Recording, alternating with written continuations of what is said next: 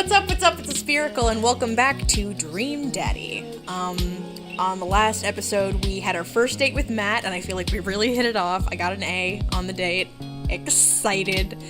So I think I'm just gonna keep dating Matt. That's the plan here. Like, I'm okay with that. Like, that's a bad thing, you know?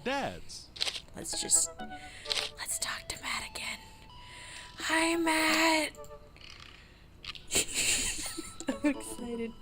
If the police are driving behind you, don't give them probable cause to pull you over. Well, yeah, no shit. If the police are, like, anywhere in the vicinity, all of the cars in, like, a 5-foot... Maybe a 5-foot radius is too small. But you know what I mean. Within the visible radius, immediately start following traffic rules flawlessly. Always bring a war chest. Oh yeah, always check the card reader. No, that's true though. That's really true because they have like little device things they can use to like lift the information from your card when you scan it. Oh my god. Instead of messaging the guy, why don't I just walk over and grab some coffee? I'm feeling really sluggish today anyway. Amanda sticks her head out of her room. Hi, honey. I missed you. Father! Want to go to the coffee spoon? Oh, so you get called cool once, and now you're the cool dad who hangs out at coffee shops and listens to neo-jazz and stuff? Amanda, are you gonna bring your laptop and your leather-bound journal so you can work on your poetry anthology? Look, honey, do you want me to buy you coffee or not? Let me grab my laptop and my leather-bound journal. Hey, Pablo! Amanda and I make the short walk over to the coffee spoon. The place is quiet today, just a few people hanging out and reading books in the cozy little nooks. I walk up to the counter and see a familiar pierced face. Hey! Hi, Pablo! Hey, you were the dude I yelled at a bunch the other night. Dad. Amanda casts a sideways glance at me. He tried to sell me shirts. And who might you be, miss? Ugh. This is my daughter, Amanda, the person I am a father to and am very protective of. An honor to make your acquaintance. My name is Pablo.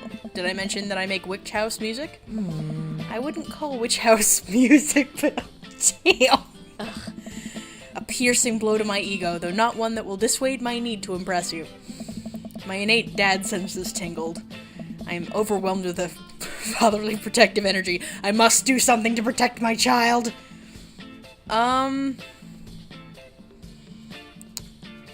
Let's reappropriate lines. Listen here, Pablo, I have a very specific set of skills to, I can type pretty fast for people my age. If you so much as harm a hair on my daughter's head, I'll be coming for you at a comfortable 80 words per minute after I practice a little. Dad. Elijah! Matt comes out from washing dishes in the back room to meet Amanda and I. He and I high-five, as fellow cool people do. I see you've met my newest employee. Aw, you hired Pablo! That's so cute! At your service, although I'm only here until Vacant Veil starts their world tour. When's that? Well, we have to put up a record first. Hey. Alright, Pablo. Now, what do we do with customers again? Right, yes. Pablo clears his throat. Hello, good folk of Maple Bay. Can I interest you in a tasty caffeinated beverage?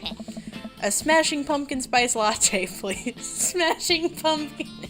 Oh my god, it's pumpkin spice season. I went to the store today and there's a Starbucks inside of the store and they had all the advertisements up for pumpkin spice. I live for that shit.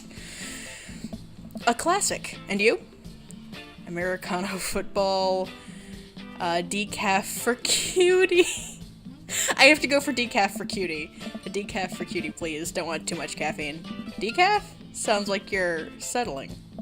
I have a very early bedtime that I just can't miss. Hey. Oh, The Sound of Settling is a Death Cab for Cutie song, which is... Oh my god. I love Death Cab for Cutie. I haven't heard The Sound of Settling. I will look that up right after that. Thank you, Matt. You're the best. Which was the band this was a pun off of, so when I said it sounded like you were settling, I'm gonna stop talking now. Coming right up. Pablo gets to work making our drinks while Matt observes him. He'll get the hang of it. For as goofy of a dude as he is, kid works hard. Hey man, that concert was a lot of fun. We should hang out again. Hey. Hell yes. Hey. I'm actually gonna be done trading Pablo in a couple hours and was gonna go record shopping. Wanna come along? Fuck yeah, I do. Absolutely. Hey. Pablo brings us our drinks and Amanda buries herself in her laptop. I spend my time sipping my drink and cracking jokes with Matt. Last time we hung out, he told me that he had trouble hanging out with other people, but for some reason he and I can talk and joke like old buds. It's weird. I feel really comfortable around him because I love him. Once Matt feels comfortable leaving Pablo on his own, I say goodbye to Amanda and we start walking to the record store. Hey. Have you ever been here before? No, I mean, we have a record player sitting in the living room, but all I have are 2 copies of Frampton Comes Alive. Oh, this should be fun then. We're gonna find you some good stuff. The walls of the store are packed with posters, artwork, stickers, and records. A few people mill around, flipping through milk crates of albums. Some indie band is playing through the speakers. It's a nice vibe. So, why do people still buy records? Isn't it kinda outdated at this point? Oh. There's a lot of people who will try to tell you that vinyl sounds warmer or more true to the artist's intent, but I really think it's just nice to collect records. Yeah, sounds great. It's cool in this day and age we have just about every song ever created available instantaneously on our phones, but there's something about holding an album and getting to see the artwork in your hands that I'll always love. I feel that though, Sorry, I had to change my glass to the other side of my laptop because my cat decided that he was going to move to the other side of the, recording setup, and I don't want him to drink my water. But I buy CDs still. Like, even though I have a Spotify, what's it called? A subscription thing? Like, I have that, but I still buy CDs, because I love the artwork, and I love the books, and anyway. Hey. That's why I try to get as many of the records that I love in my physical form as possible. Remember when we were kids and we would have to wait around by the radio with a cassette tape so that we could record our favorite songs? Hey. It made each listen really special. And mixtapes were even cooler because of how much work they took. Now you just make a playlist. I think the last time someone gave me a real mixtape was in high school. Hey, dude. I look around the multi-level record store and spot some genres. Future wave, jungle, anarcho-punk, nunsploitation. I have no idea where to even start. Man, this is a little overwhelming. Hey. Here, let me help you find something you might like. If you were a milkshake, what flavor would you be? Oh, cookies and cream. Purple. Cookies and cream all the way. If you could only buy one type of candle scent for the rest of your life, what would it be? Ooh. Power Violence Cherry Blossom. Camouflage Summer Breeze. Daffodil Mountain Spring. Spring Creek Fireball sounds bomb as fuck, but I love the Power Thirst violent, feel of Power Violence Cherry Blossom. Let's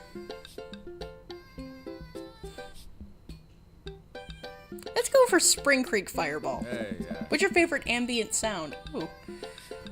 Rain, Bowling Alley, Star Trek Bridge ambiance, and Howls of the Bone chorus. I listen to Rain to sleep.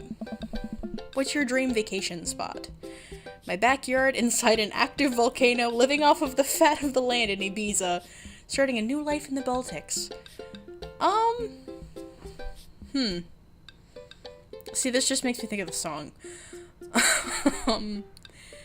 Real talk for a second, I don't really remember exactly where the Baltics are. I'm gonna look it up. Oh, Eastern Europe. Like Latvia and Lithuania and shit. Yeah, let's start a new life in the Baltics, sure. What's your deepest, darkest fear? I worry that people are nice to me only because they want something from me. I fear that I don't deserve happiness and won't ever get it. What if nobody exists but me and I fabricated this universe, saying you too when the waiter tells you to enjoy your food? Oh man. This is a great answer. Let's do this one. Matt thinks for a moment. What? Oh, I know just the thing. Oh. Matt runs to the other end of the store and returns holding a record behind his back. He shows it to me. This is Smokey Rolls Down Thunder Canyon by Devendra Banhart. Sounds like what you need is some Devendra Banhart. Actually, I think everyone needs a little bit of Devendra Banhart in their lives. Whoa, dude. Thanks for the recommendation. Hey. What is it? Is it like a folk? Because if it's a folk, then fucking shit, Matt. Get out of my head, man. I listen to folk shit constantly. and like roots, and you're gonna have a great time with it, promise. Matt and I bring our records to the cash register. A young girl with a septum ring and a buzz cut stands behind the counter with one earbud in. Usual stuff today, Matt? Just some light pickups. Matt places 3 albums on the counter. Swear I'm Good at This by Diet Sig. Forever by Mystery Skulls! Ah! Fucking love Mystery Skulls. Tight. The cashier rings Matt up and hands back his albums in a bag. She stares at me suspiciously. Who's the nerd? Hey. That nerd is my buddy Elijah. Elijah, this beacon of human charm is Molly. I got kicked out of art school for destroying my paintings at the end of every critique. Lovely to meet you. Anyway, Matt, is the open mic night still on? Hey. You know it. Are the Third Waves gonna do a special acoustic performance? I might see if I can get a few of the girls together. There's an open mic night going on? Hey. Yeah, dude, we do it every month at the Coffee Spoon. Some amazing talent always comes through. Got a flyer for it right here. Hey. You and Amanda should come by that night. Oh, man. Matt blushes. Hey. I mean, if you're not doing it...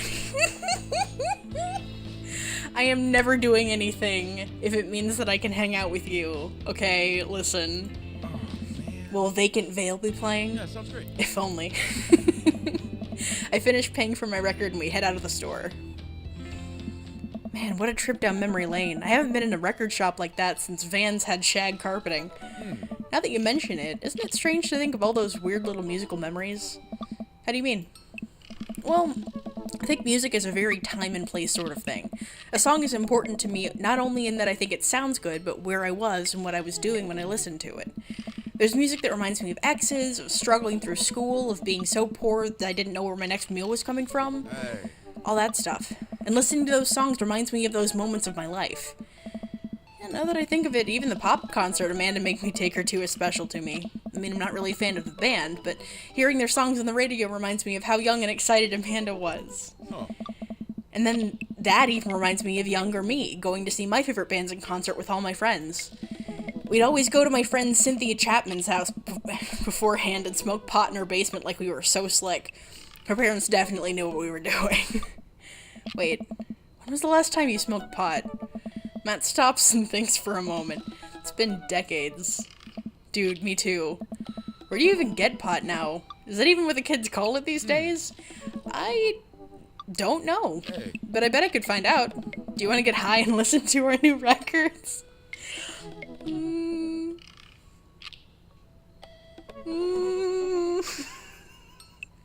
Okay, so here's the thing.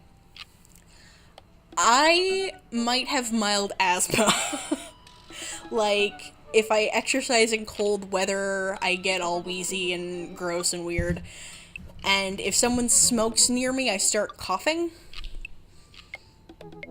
But if I were to smoke pot, I would want to do it with Matt. I think at this point I trust him enough that might be fun. Yeah,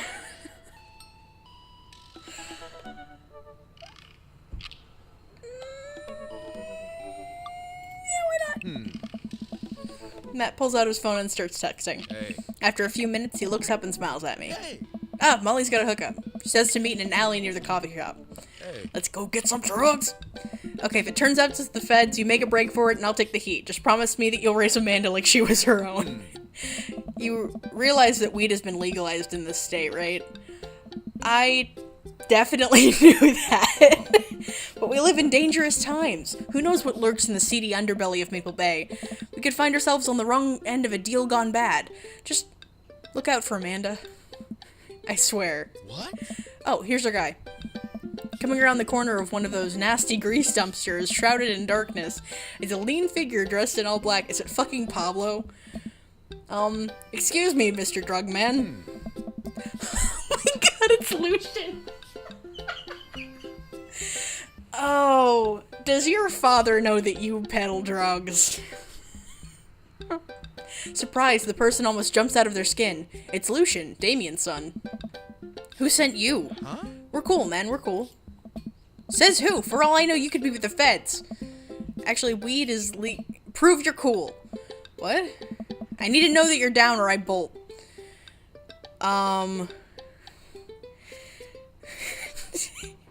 Show him you're not wearing a wire. Impress him with your extensive knowledge of current drug lingo. Cite mutually assured destruction. I don't know what this is, but it sounds cool. Oh, look, man, we're trying to buy drugs from you. We know you sell drugs. You have dirt on us, we have dirt on you. We're in this together now. Look, it's fine, I get it. Buzzcut Molly said you were coming. Right, now that formalities are out of the way, let's make a deal. Alright, how much do you want? One. One what? Hey. One weed. I would like a marijuana, please. Yeah. Hey. He means weed, Lucian. Yeah, but how much? Hey. One?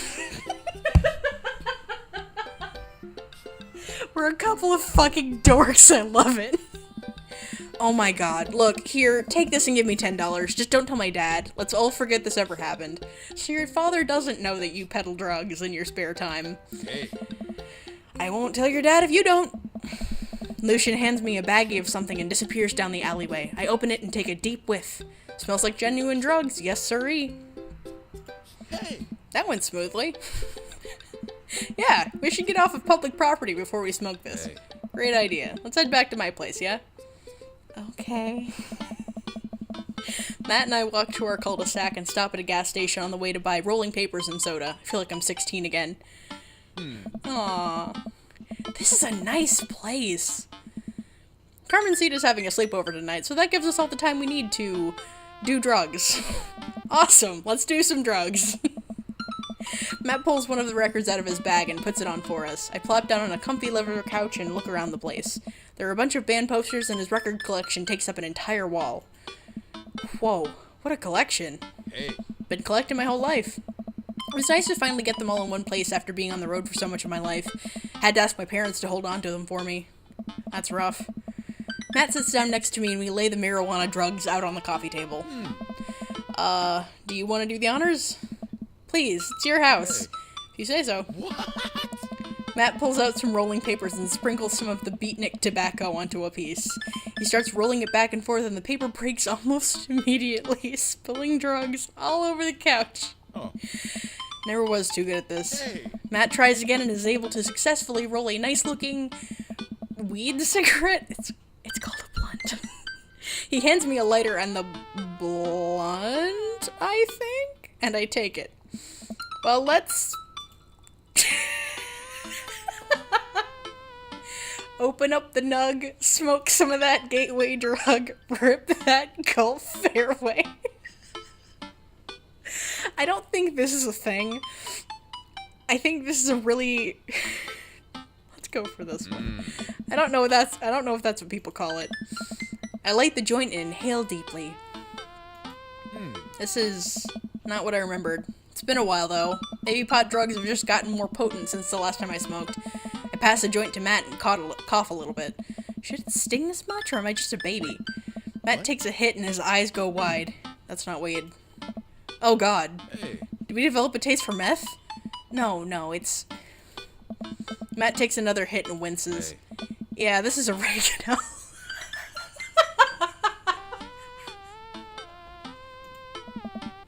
I sniffed the air. Yeah, that would definitely explain why it smells like a pizza place in here. That little punk ripped us off. Hey.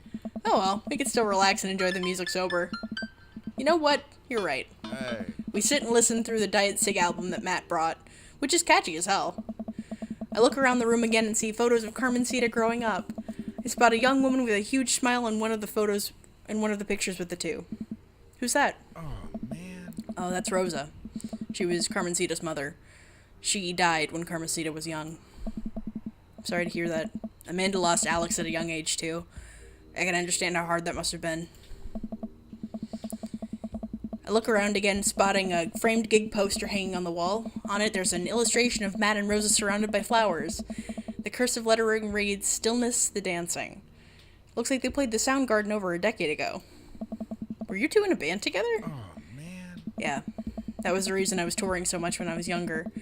We traveled the whole country in this rinky-dink little van. It was hard to start, but once we started gaining notoriety and seeing how much our songs meant to kids, it was just incredible. Wow. It seems like a life some people only dream of. Hey. It was. And it was difficult at the same time. I couldn't have done it without someone by my side. Rosa and I knew that we couldn't do it forever. The long hours on the road, missing your family, sleeping in the van, all that stuff. So once she became pregnant with Carmencita, we put down roots in our favorite town to play in, right here. Since she was a kid, Rosa always had a dream to own a quiet little coffee shop. She died before it opened. I'm so sorry. Oh, man. Don't be. I'm not really sure what to say. I couldn't possibly count the number of times I told people the same thing after Alex died. Hey. Matt gets up to flip the record. Next to the turntable, I notice a dusty piano. Do you play? I'm out of practice. I used to jam on the keys back in the day. Oh, yeah? I fronted the hottest 7-piece ska band that Eagle Rock Bay High School had to offer. Hey. No way, you had a ska phase? Phase? Ska never dies! Except for Communist Manifesto, who broke up after the senior talent show to pursue solo careers. Hey. Dude, that's so rad. Matt pulls out the piano bench. Hey, Give me some of that two-tone love. Oh man, let's see if I still got it. Oh. I sit down on the piano. Go with a classic. Anyway, here's Wonderwall. Let's go for a classic. Start playing Chopsticks. What a jam. Alright, buddy, can you top that? Man. I shouldn't. Ah, come on. Oh. No, it's been a long time.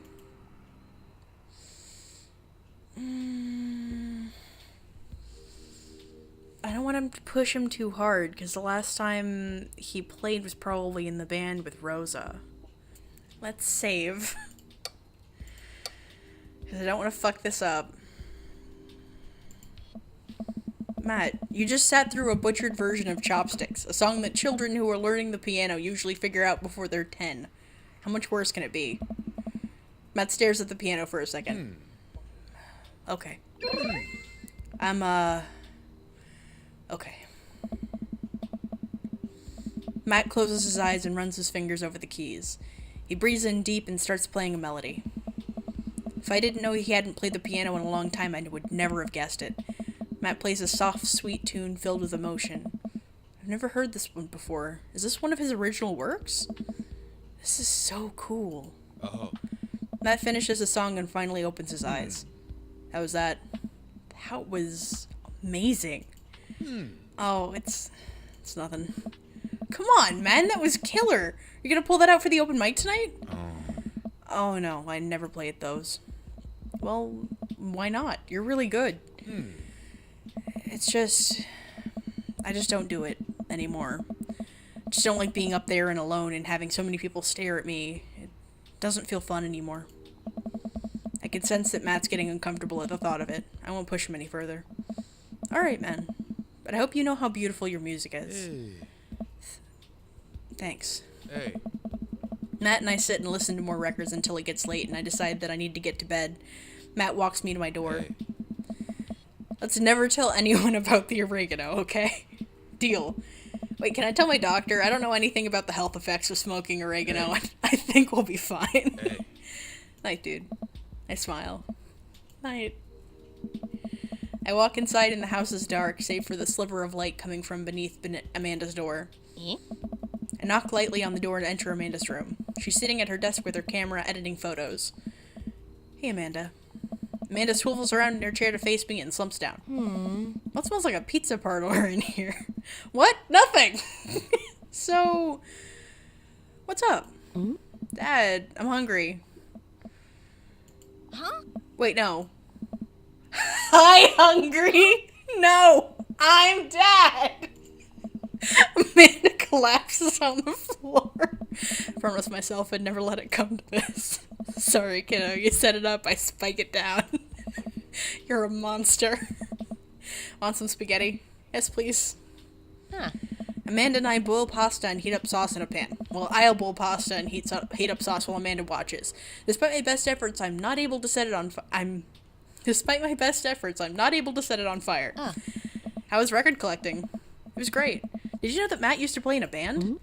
No way! Was he good?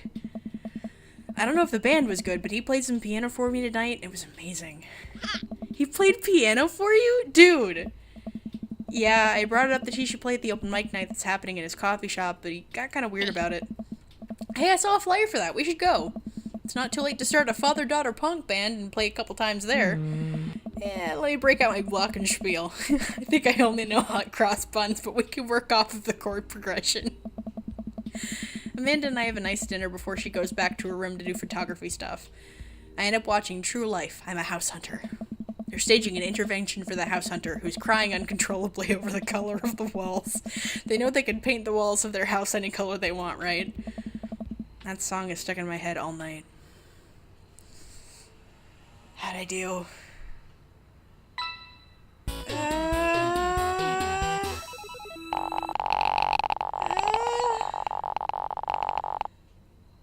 Yeah! Oh man, I just can't wait for your next hit. Okay, I got another A. Yay! 520. Please. Okay, cool. Okay, well, it's been a long day. Just about ready to pack it in. After a few bites of ice cream from the freezer, I turn off all the lights and walk down the hall to my room. I wonder if Amanda's still awake. That kid needs some sleep. As I pass her room, I hear a faint sound, but can't quite make out what it is. I get a little closer.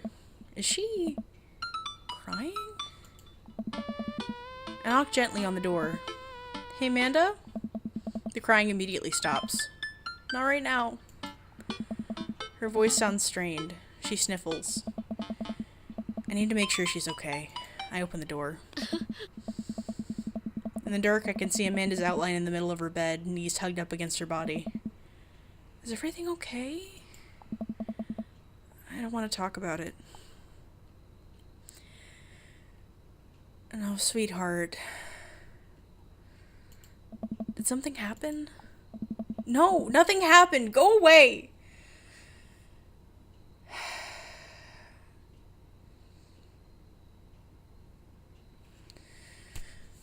So,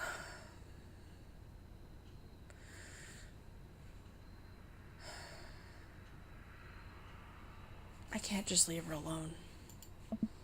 Amanda, get out! Okay. I quickly leave her room and shut the door behind me. Once the door closes, I can hear her crying again.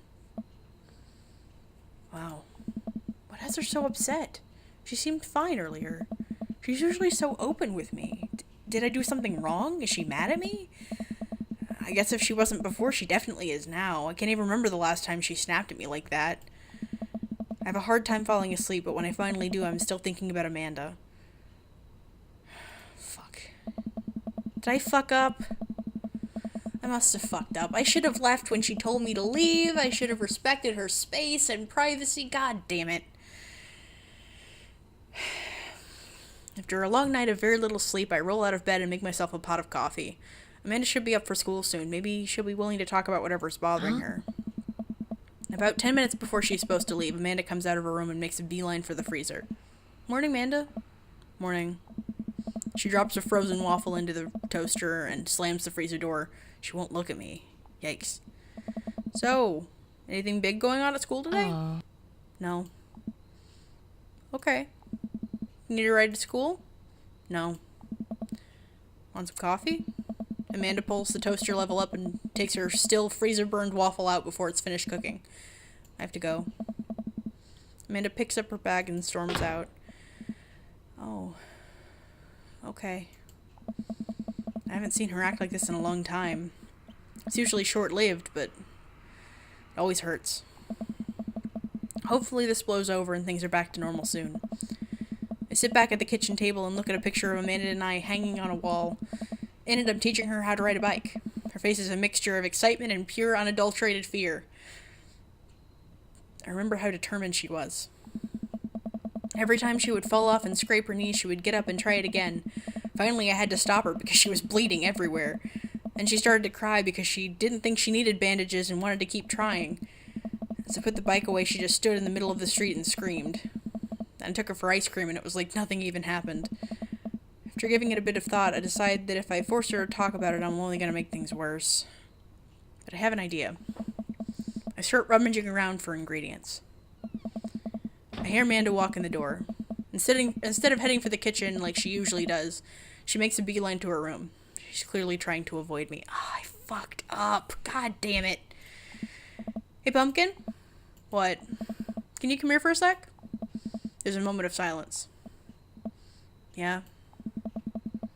I wanted to say sorry about last night. I'm just worried about you, kiddo. I get scared when I know something's wrong, and I get even more scared when I feel like I can't do anything about it. Dad, So just, whatever it is, and you don't have to tell me if you don't want to, but whatever it is, just know that you have a dad in your corner who wants you to be happy. Honey, you know I'm bad with words, so I was hoping I could speak a language we both understand. I pull a cake out of the refrigerator and place it on the table. Hopefully the frosting is set by now.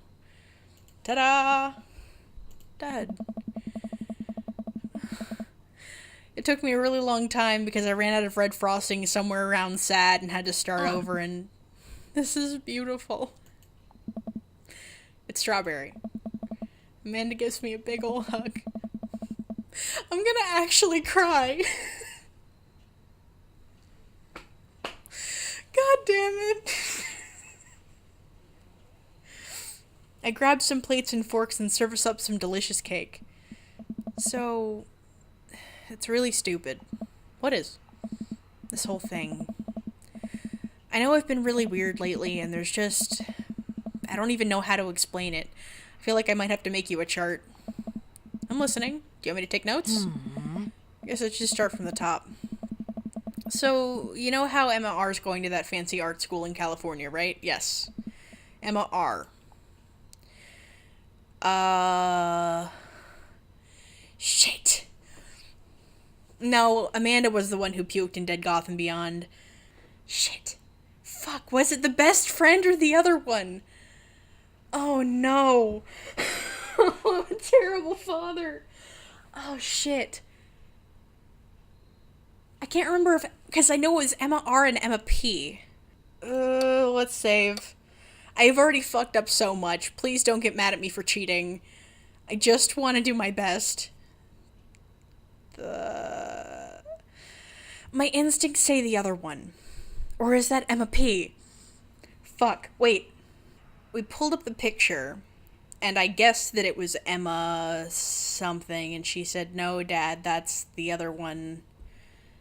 The best friend? Yeah. Yes! You got it. Wow, proud of you. Anyways, ever since she got the acceptance letter, I've been feeling like she's drifting away, you know? Oh, God, that's tough.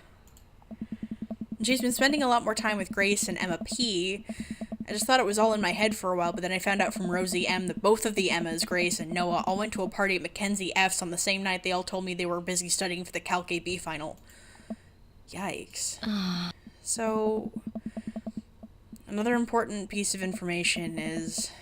God, this is embarrassing.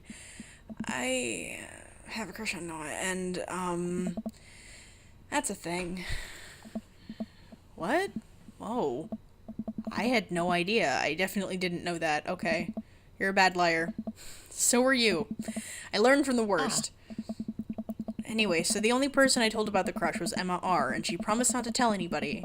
I didn't confront them about the party thing because I didn't want to start drama, so I just keep quiet and keep going about my business. Amanda sighs. And then one day I invite everybody out to get nachos at the mall, and after not texting me back for like 2 hours, even though none of them ever put their phones down for more than 60 seconds, they all say they're busy, like, simultaneously. So I tell them, never mind, I'll just eat nachos at home, right? But we were out of chips, and I really, really wanted nachos. Totally understandable. Dad. So I go to the mall anyway. I get to the food court, and who do I see there but Grace, Emma P., Emma R., and Noah, all hanging out together and eating nachos. Without me. What the fuck? gets better. I'm standing by the escalators watching them, and I realize that Noah has his arm around Emma R, which is kind of weird, right? But then they kiss. No. Yes, I know. So I storm over there and I'm like, hey. And Grace drops a nacho on her shirt because of course she does. And Emma R is just like glares at me. Grace, nothing is coming up. I don't know who that is. Grace is the... Oh, fuck. Shit.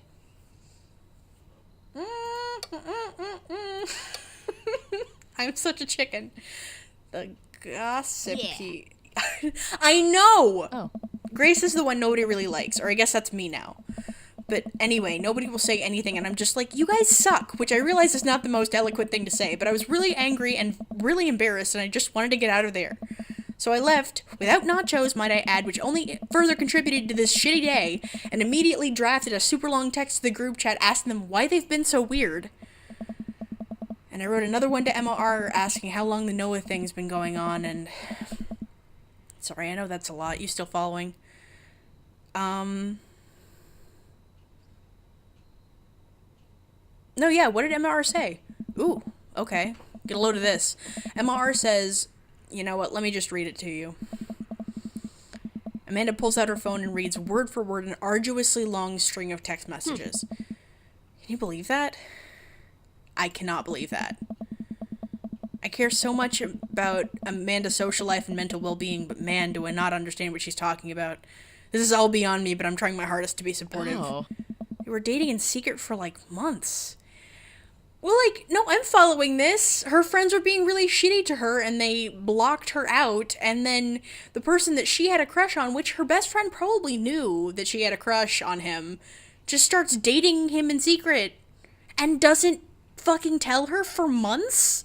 That's bullshit. Why, honey, I'm so sorry. So I told her that she's being a really terrible friend, and she's like, well, if you think I'm so terrible, then just stop being my friend, and I was like, okay. Then she left me on red, and then... Wait, left me on red? What's that? Oh, like... She saw my message and didn't reply, and I know because there are read receipts. I don't know what read receipts are, but I'm just gonna nod and pretend I understand. Gotcha. So while this is all happening, I'm talking to Emma P about how mad I am because she's at least kind of being reasonable, and I'm venting to her about how pissed I am at everybody and stuff. And then out of nowhere, Noah texts me and is like, how could you say that about me? And I'm like, say what about you? And then he tells me that Emma P sent screenshots of everything I told her to the group chat that I got kicked out of. So basically, this group of friends is just being a complete bag of dicks to you. Why? What happened? Alright, I think you lost me at screenshots, but that definitely sounds bad. There's so much more, but... Honestly, it's just really stupid teenager. That's not really stupid. That is valuable interpersonal communication stuff that they were leaving you out of, and they were being real dicks to you. I'm sorry. The bottom line is that everybody dropped me, half of my grade hates me, and now I have no friends. Amanda, I'm so sorry. I almost expected it from everybody else, but Emma R's been there since Dad died. I can't believe she would just stab me in the back like that. I'm not even that mad that she's dating Noah. I'm just upset that she lied to me about it for yeah, like, if you and Noah want to get together, at least fucking tell your friend. Like... So are they all being really fucking weird to Amanda because they decided they had to do this thing in secret? That's bullshit. Amanda stabs at the remnants of her cake. Okay, I take it back. I'm kinda mad she's dating Noah. Like, what did I do wrong? Why did everyone just suddenly decide I'm not cool anymore? Why wasn't I enough? I don't understand. And as mad as I am at everybody, like, I miss them, Dad. Amanda looks so dejected, I almost can't take it. What could I possibly say to help? Anyways, that's it. That's the whole sordid tale.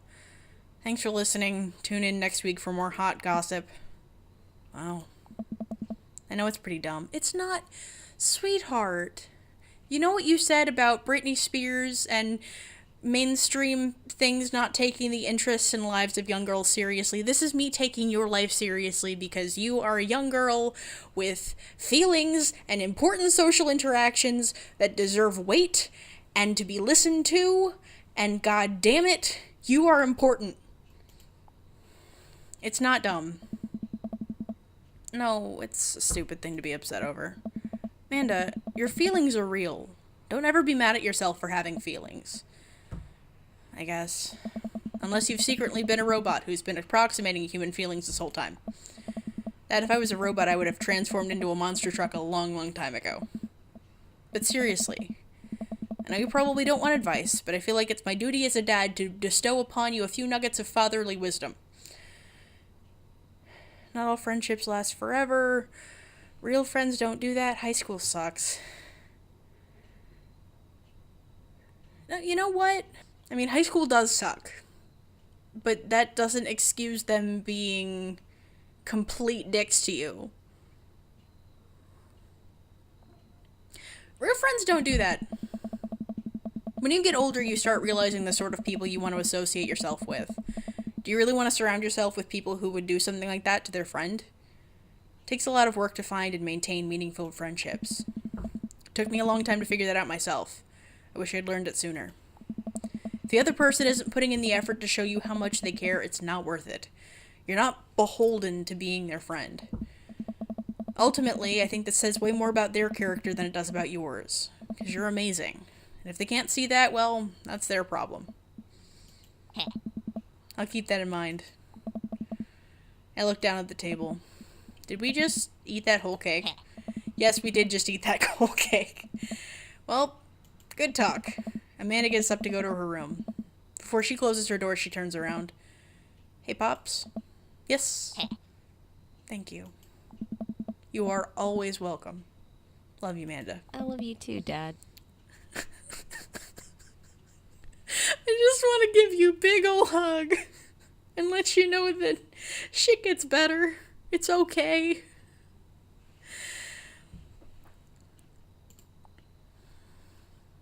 I love you, sweetheart. Welcome. You've got dads. Oh, man. Oh, my feelings. I have feels in my heart. Okay. Alright. I should probably call it here. We had a nice date and a nice little chunk of time with Amanda. I feel bad for, like, forcing my affection on her. I shouldn't have done that.